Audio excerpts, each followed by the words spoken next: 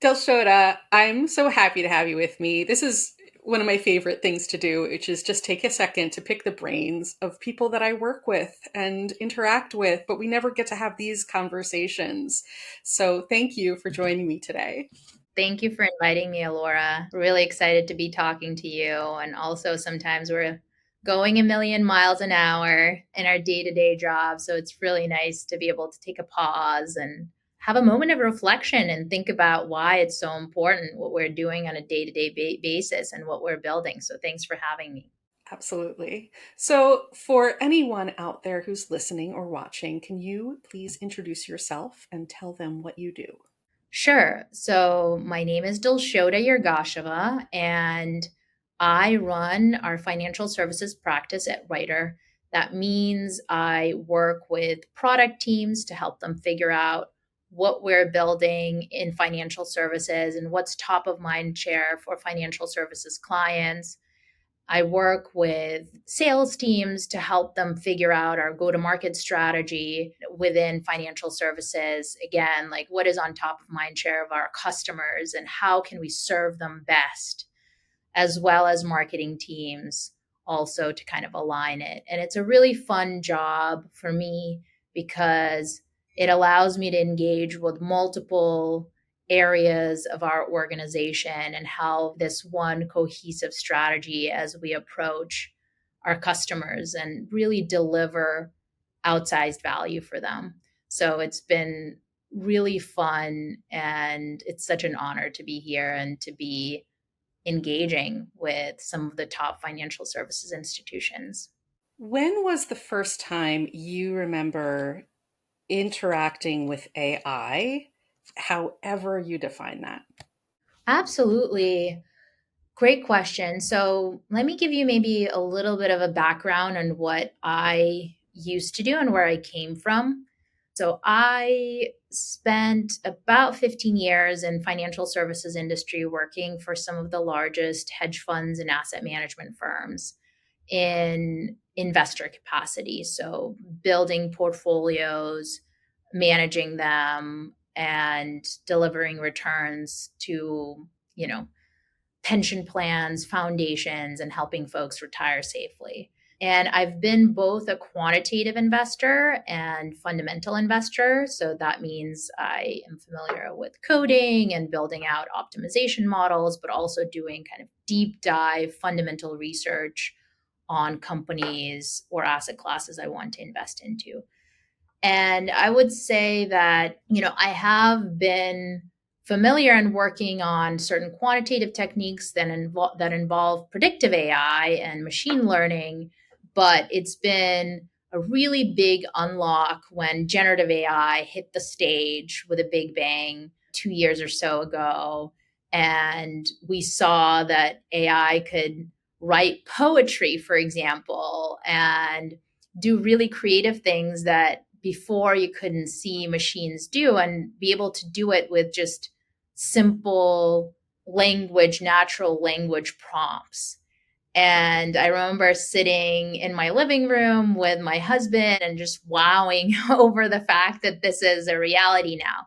And then you started seeing things hit in the news where on, Bloomberg News, I would see, Larry Summers talk about how big of a revolution it is and how much productivity it will unlock. So I would say my interaction with AI first came when I saw some of these models hit the market and started playing with them. And I was just in awe at the level of work that they were producing, from poetry to then asking them about product strategy or how would you think about building a specific portfolio.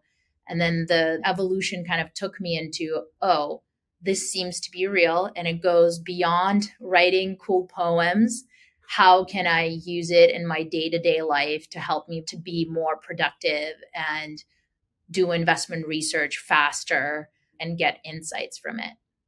I would love to hear the story of even what brought you to finance in the first place. Because, we did a little research and your beginnings are not the standard beginnings of most folks who graduate from Harvard, for example. So, can you give us a little bit of a story there?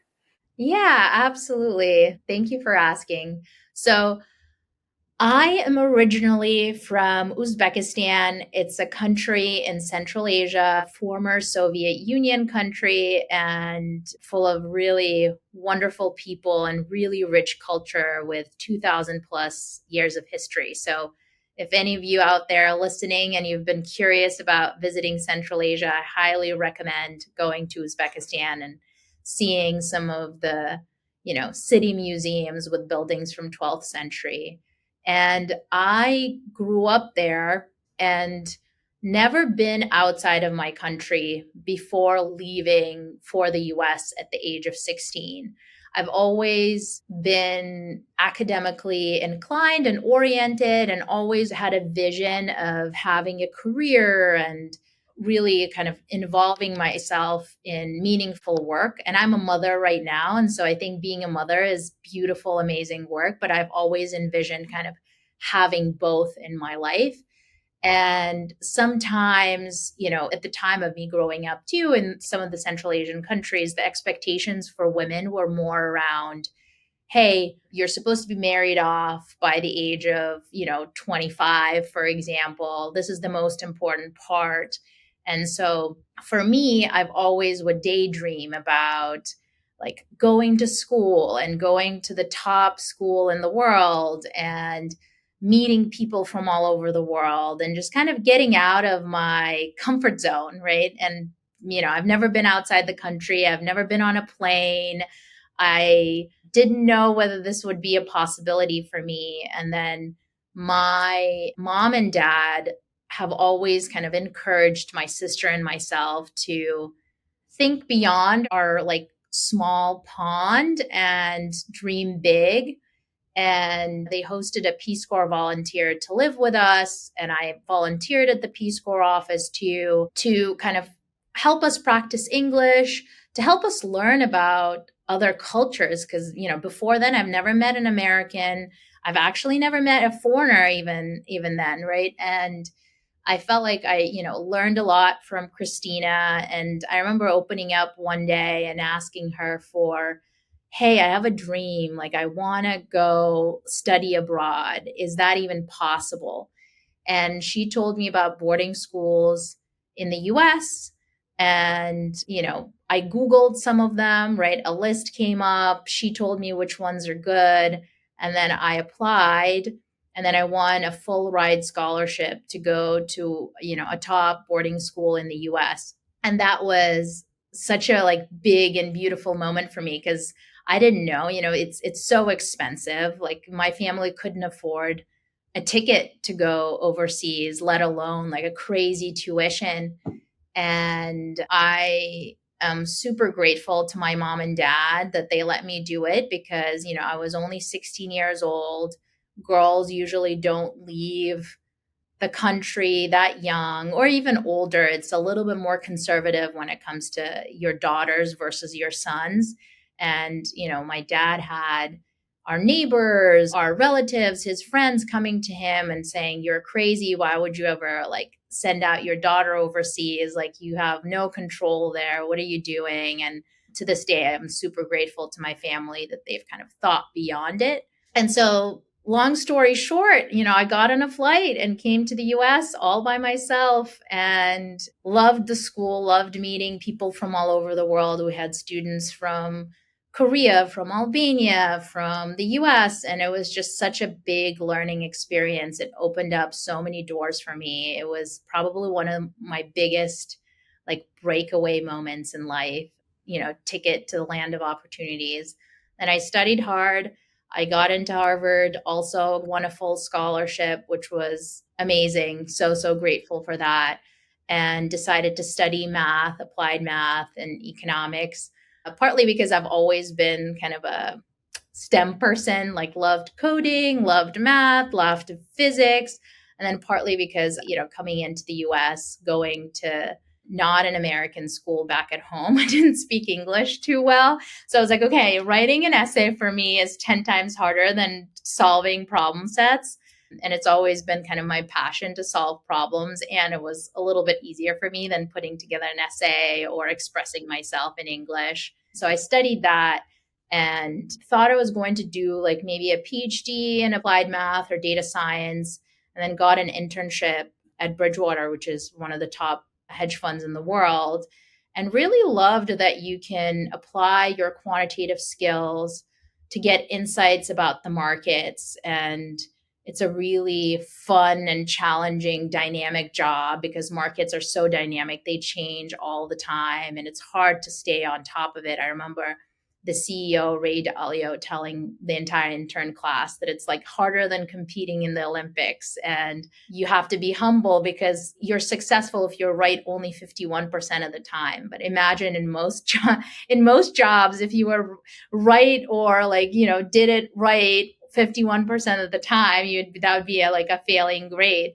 So that's kind of how I got into finance, and I ended up really liking it. And so I decided, hey, actually, maybe I don't want to do a PhD. Maybe I want to learn more about the financial markets and apply some of my quantitative skill set, analytical skill set into this world. So that's kind of how I ended up where I ended up.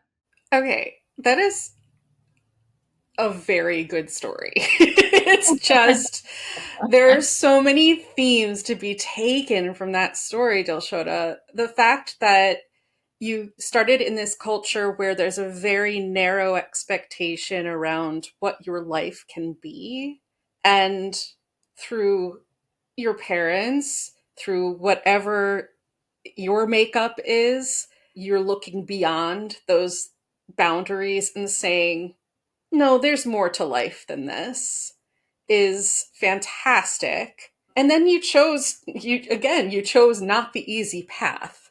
You chose the path that was like, okay, I'm going to go into this field that is, again, not where the typical profile for me is, and said, I'm not going to let this template set what I am. Where do you feel like that comes from? And how is that impacting how you're approaching AI? Thank you. That's a really good question. I think I've always been a risk taker. I've always kind of enjoyed exploring the next frontier, right? Be it, maybe like pushing myself to get outside my comfort zone and explore like a country that my parents have never been to before I went, or I've never been outside this world.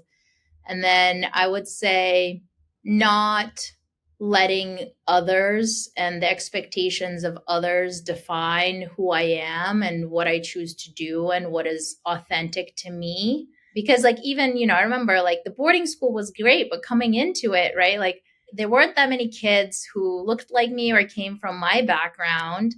A lot of them were like wonderful people, but came from very, very affluent families, right? And I remember thinking to myself, I deserve a seat at this table. Like, I am here and I'm going to make the most of it. Maybe others, might speak better English than I do, or might have more in terms of like financial ability than like at the time I did, right? But I am here. I got this opportunity by luck and by hard work, and I'm going to make the most of it. So I think that when it comes to like why I moved into AI and what attracted me to it is I had a wonderful career in financial services. I loved the markets and they're so interesting and fascinating and challenging.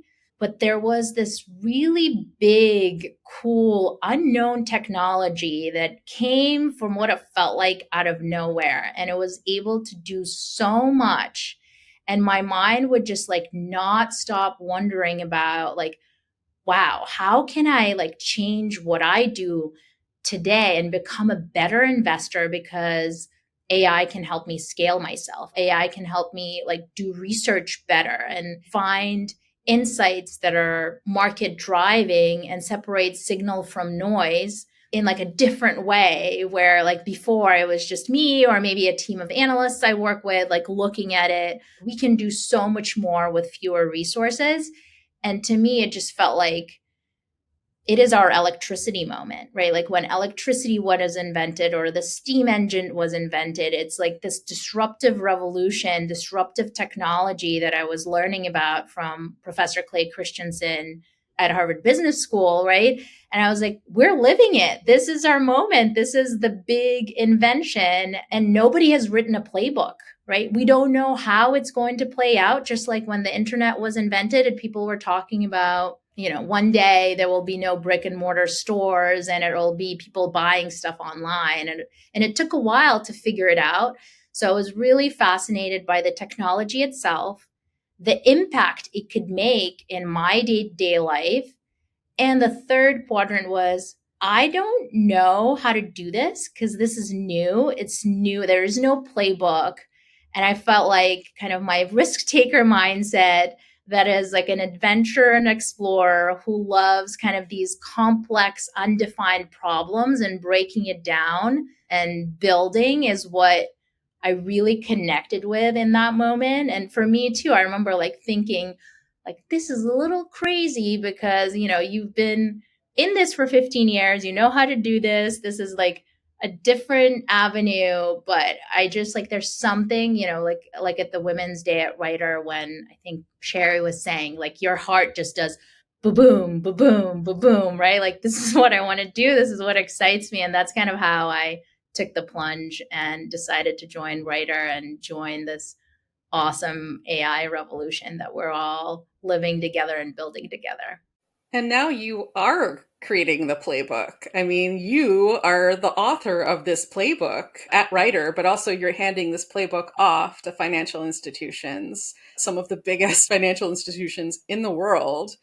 Can you give us a glimpse of what this playbook is starting to look like? The playbook, it's interesting, right? It's different depending on the financial institution you're working with, right? We are meeting our customers like where they are. Some are early in their AI journeys and they want to kind of take a really risk aware, measured approach. And some have really leaned in and want to like build as much as they can in as many divisions they can. So for me, it has been about meeting our clients where they are and offering solutions that are able to solve their problems either kind of at the early stage or at the later stage, whether they're open to experimentation. So I would say that's number one.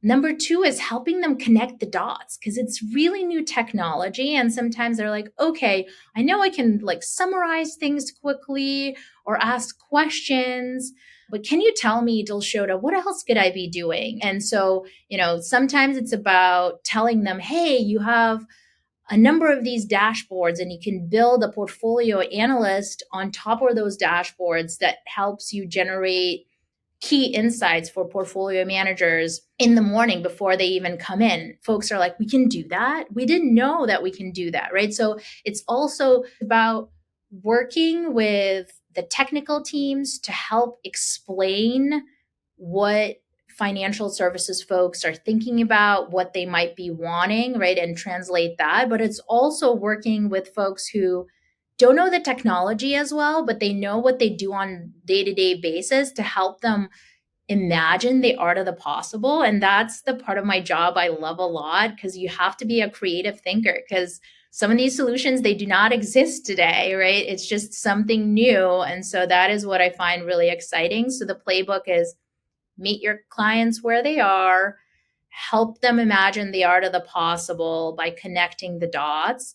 And then the third element is change management is really important, right? These business processes took decades to form themselves, right? And now folks are thinking about how they reimagine complex business workflows that have been established, but in a new way, right? So really kind of sitting next to them, ideating with them, putting everything on the whiteboard, and then working with their teams, educating them about the technology, and really helping them deliver ROI and supporting them every step of the way is what I find really rewarding about this role. You're next to your clients, hand to hand combat, trying to solve something complex. And oftentimes they also tell me, they're like, wow, this is an awesome opportunity for us to reimagine some of these workflows because some of these business processes exist, but maybe they haven't been like run in the most efficient standard way.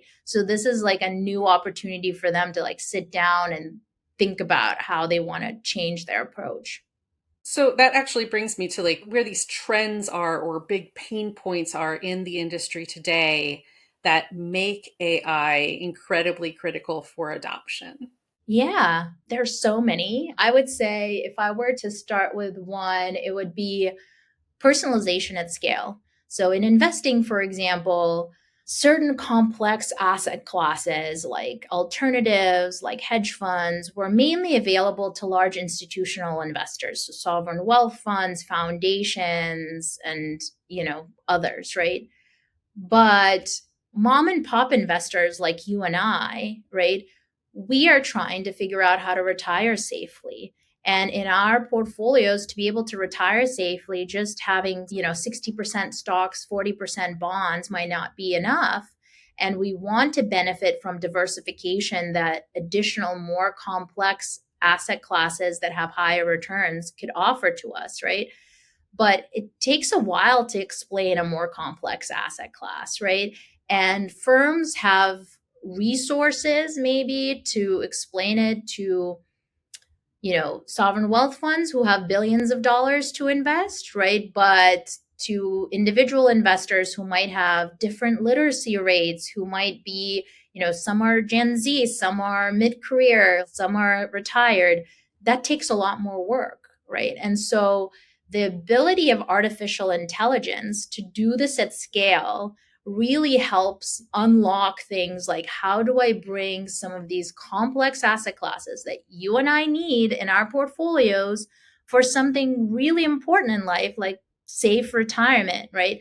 And that's something that gets me excited about the role of AI. The other workflows are on the investment research, right? At Writer today, we work with top investment institutions in helping them separate signal from noise to help them process really large volumes of structured and unstructured data to generate insights and to be able to drive outperformance in their portfolios. And again, why is it important? Because those portfolios are in some of the largest pension plans, in some of the largest foundations. And so that allows, museums to do more with their kind of investments. That allows universities to do additional research, right? That allows you and I to retire more safely. So that is what gets me excited. And then things like onboarding and loan processing, for example, right? When someone is trying to get a mortgage and just getting through your compliance processes and reviewing all of the paperwork and having these like really manual, human intensive processes take weeks. And then, I'm trying to close on a house, for example, and that's really important for me to get an answer sooner rather than later, right? So pain points, are endless. There are multiple ways AI can help. And we have this concept of AI HQ. It's anywhere from your marketing teams to your HR teams to your investment research teams to your fund operation teams. Wherever you look across financial services or an organization, if it's a complex process that can be broken down into multiple steps and have agentic AI solve for it, that is what we've been doing with our clients. When you're talking with folks about this, you mentioned, oh, we can do that as a response. What are the other, like some of the pushback you're hearing that you wish that, you could overcome, for example? What do you wish that these financial leaders would know about AI going into these conversations? Talk me through those types of conversations you're having. I love working with my clients because they're so smart and they're trying to be really strategic about rolling out this technology and they're asking the right questions, right? So AI is wonderful, but there are some hallucination rates when they see it, going into consumer grade models and they're getting an answer that's not accurate. They're telling me, I really want to adopt this technology, but how do I do it in a safe manner? What I want them to know is that it's really important to lean into the right partner.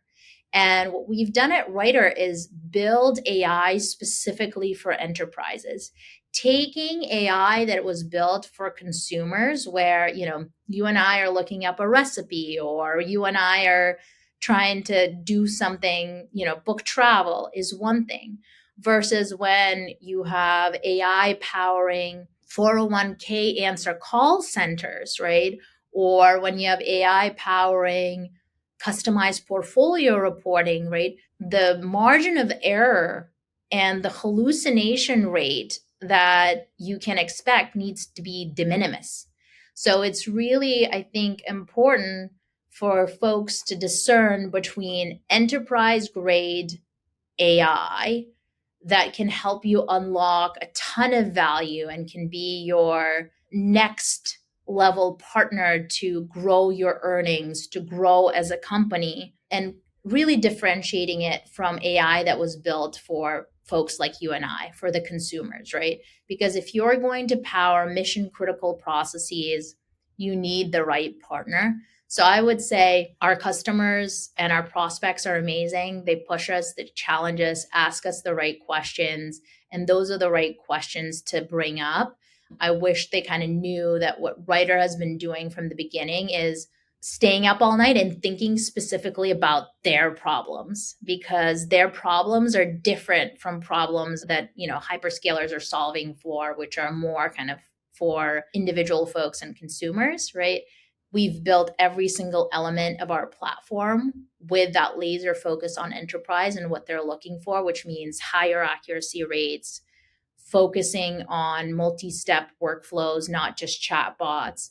And so that's what I wish that everyone kind of knows about Writer, that we've been laser focused and obsessed about enterprise problem from the very beginning. And that's how we're able to land so many reputable firms to be our clients. Anything about your role or AI that has taken you by surprise? Yeah, I think a few things. One, my view was like, okay, folks will come to me with a bunch of use cases. And sometimes they do. They're like, here's 100 use cases we're working on, right?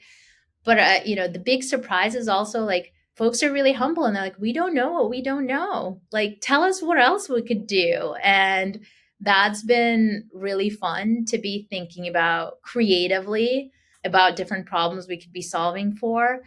The other is how quickly this technology moves, right? 6 months ago, we weren't talking about agents. Now it's top of mind share for everyone, and this is what we're building. So I love this part of my job. It keeps you on your toes, just like financial markets are always changing. I feel like the AI goes through a step function change every few months, and you need to figure out how to productize on top of it, how to tell your customers new set of problems that they're able to solve for, right? So I would say those would be my top two. And then the third is how much of a partnership model it is. Like, I love this part of it, right? Like, because adopting new technology takes a lot of collaborating and really thinking of yourself as the extension of your clients, and their problems are your problems. Their success is your success.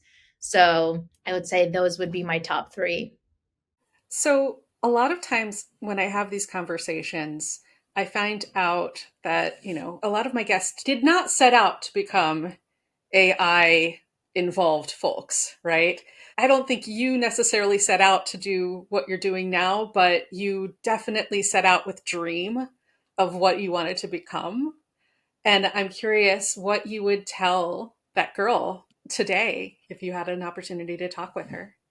Oh, that's such a lovely question. I would say the world is a lot bigger than you've experienced so far. I would say always be hungry for learning, for change, for growth. Don't be afraid to take risk. Sure, you will fail a little bit along the way, but that's okay. Failure is just part to success and it's part of learning. And, you will have your ups and downs, but overall, like it's likely going to trend up, right? And I would say if there is a challenge that you see and you're really, really excited about it, and you don't know exactly how to solve for it, like still lean in, be authentic to who you are. You deserve a seat at the table. Your ideas count. Silence that imposter syndrome voice in your head and just get after it. This has been an amazing conversation, Dilshoda. Thank you so much. Thanks for having me, Laura. I love to do this. You made me feel comfortable and open up, so I appreciate it. Thank you.